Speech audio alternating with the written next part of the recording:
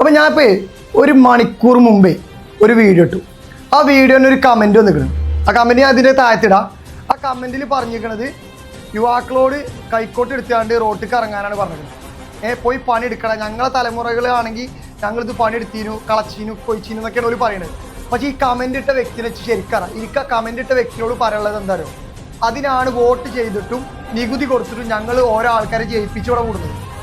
ഇത് അധികാരികൾ കണ്ട് ഓനാണ് ഇത് ശരിയാക്കി തരുന്നത്. അല്ലാതെ എവിടെയെങ്കിലും ഒരു കുഞ്ഞു ഉണ്ടാകുമ്പോൾ ആൾക്കാർ ജനങ്ങൾ എന്താ കൈക്കോട്ട് കൊടുത്താണ് ഇറങ്ങിയല്ല വേണ്ടത്.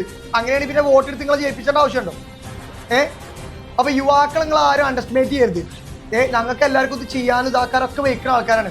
പക്ഷെ ഇത് ഞങ്ങളല്ല ചെയ്യേണ്ടത്, നിങ്ങൾ ഞങ്ങൾക്ക് ചെയ്തു തരണം. ഞങ്ങളെ ഭക്ഷണം, ഞങ്ങളെ സുരക്ഷിതമൊക്കെ എന്താ നല്ല രീതിയിൽ കൊണ്ടുപോകേണ്ട ഞങ്ങളല്ല, ഞങ്ങൾ ശ്രദ്ധിക്കണം. അതിനാണ് ഞങ്ങൾ നിങ്ങളെ വോട്ട് ചെയ്ത് വിജയിപ്പിക്കുന്നത്.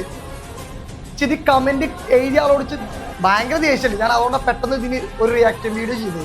ഒന്നും തോന്നരുത്. പിന്നെ ഇത് ഈ വ്യക്തിക്ക് മാത്രമുള്ളതല്ല, ഇതിൽ കമൻ്റ് ഉണ്ട് ഒരുപാട് ആളുകൾക്ക് ഉള്ളതാണ്. പിന്നെ ഒരു കൈക്കോട്ട് എടുത്താണ്ട് പോയി കളക്കാൻ പറ്റുന്ന കോലല്ല അവിടെ കിടക്കുന്നത്. ഇത് പഞ്ചായത്തിൻ്റെ കീഴിലുള്ള റോഡല്ല. അപ്പോൾ അത് ആദ്യം മനസ്സിലാക്കി. ഞങ്ങൾക്ക് ഇത് ഇറങ്ങാൻ വയ്ക്കായിട്ടല്ല ഇതിന്. പിന്നെ പൊതുതലമുറനെ നിങ്ങൾ ഒരിക്കലും ഇങ്ങനെ വില കുറച്ച് കാണരുത്. പൊതുതലമുറ ഇവിടെ എന്തൊക്കെ ഉണ്ടാക്കിയാണ്, ഏതൊക്കെ രീതിയിൽ പ്രതികരിച്ചു നിങ്ങളൊക്കെ 2, 3, 4 ദിവസം കൊണ്ട് കണ്ടതാണ്.